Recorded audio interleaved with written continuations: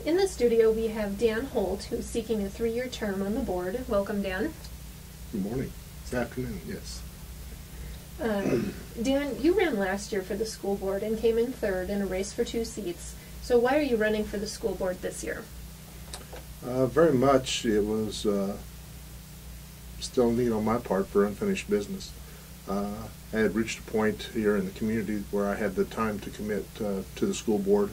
It has been an interest, and education is a passion of mine that I've worked in for many years, and I felt that this was a time that I could offer something back to the school board and the community that I thought would be of great value. Good. What do you think is the school district's biggest strength? The strength is the people, absolutely.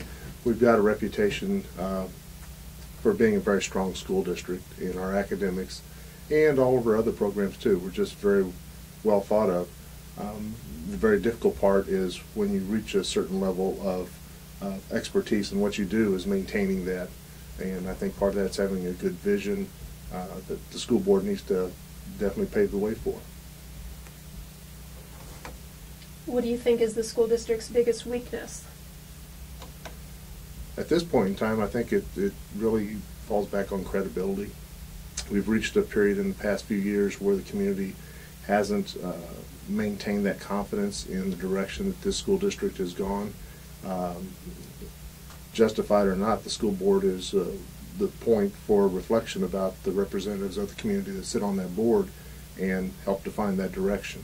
And I think it's been lagging. I think there's been definite improvements made. There's a long way to go.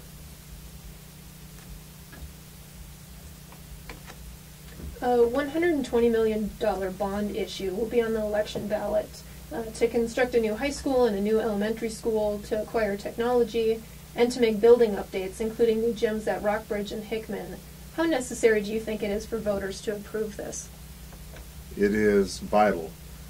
My wife is a school teacher in the district, and she's a math teacher, and every one of her classrooms right now, there's 30 students in that, and it's very difficult for her to give the attention to each one of those students that they merit and they need to get the most out of their educational experience while they're at that limited amount of time that they're in that classroom.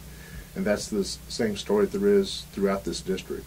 There's a lot of extra chairs, tables, and kids pushed into rooms that you just can't function the way that you need to with that type of overcrowding. Mm-hmm.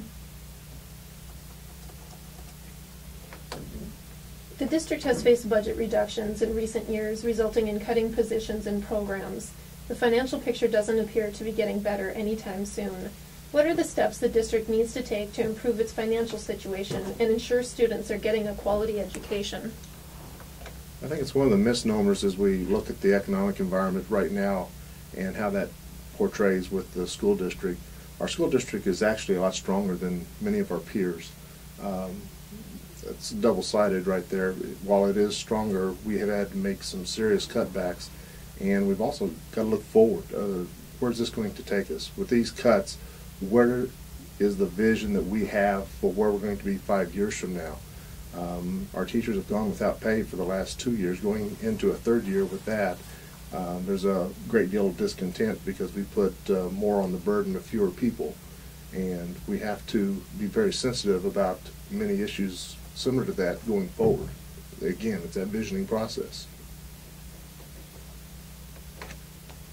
Statewide test scores released by ACT in August 2008 said many Missouri students entering college may have trouble keeping up in math and science. Yet math and science have taken a hit in recent years at the district with the cutting of math coaches and now the science specialist program. Is the district doing enough to prepare students for college? Good question, and that's an ongoing question. You know, this has been a community that has really tried to put most students on the track for a college-bound experience, and justified or not, because we have many students in this district that probably should not be on a college-bound track, but more of a vocational-bound track. We have a fantastic vocational school here in the district that teaches a lot of good, usable skills that make these marketable people when they graduate. And I think there needs to be more emphasis in that. if we are preparing our students for college, that's great, but really the whole outcome, even for college, is to make it to where our students have usable job skills when they graduate. And the best we can prepare them for that while they're in high school and when they're in the elementary school experience, you really have to have a focus about each one of those students and what their achievement's going to be towards that goal. So kind of adding on to that, what improvements would you like to see in the curriculum to better prepare students? Well, that's a tough question. Because as a board member, really, I'm an advocate for staying away from the curriculum. We hire a lot of highly skilled experts that look at the curriculum to see where we're at. Are those methods working? Are they appropriate for the outcomes that we expect for our children? And with that, it's just a matter of what we put into that process and what we're getting out of it. So as a school board member, you need to look at the whole spectrum of that. And are we educating our children through those steps and progress through the curriculum that we have developed?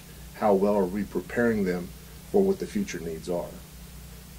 Again, I would yield to the experts that we have in that, but you have to be a voice to some degree about what, if that process is being successful. Why should voters choose you? I've got a very broad background. Education, finance, in the workplace, helping students in both college and in high school help to achieve their dreams. I really think that I can take that broad-based knowledge and be a very good sounding board for the public to bring their views to me and let that be expressed as I sit on the board. I have been a part of this community for 25 years now, and I've got a lot of contacts throughout the district, and they will definitely have my ear about what improvements they would like to see have happen, and no one is excluded.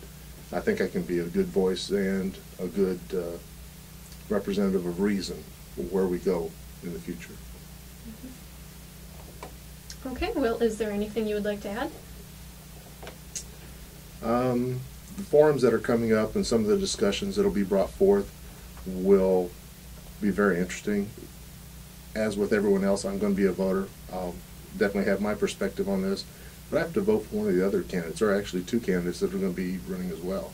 So I look forward to that opportunity to sit on these forums and hear what other candidates have to say about what their perspective is going forward. Absolutely, I've got my ideas about what needs to happen, but I'll get those expressed, and hopefully we will have some very good results come April. All right, well, thank you very much for joining us today. Well, thank you so much.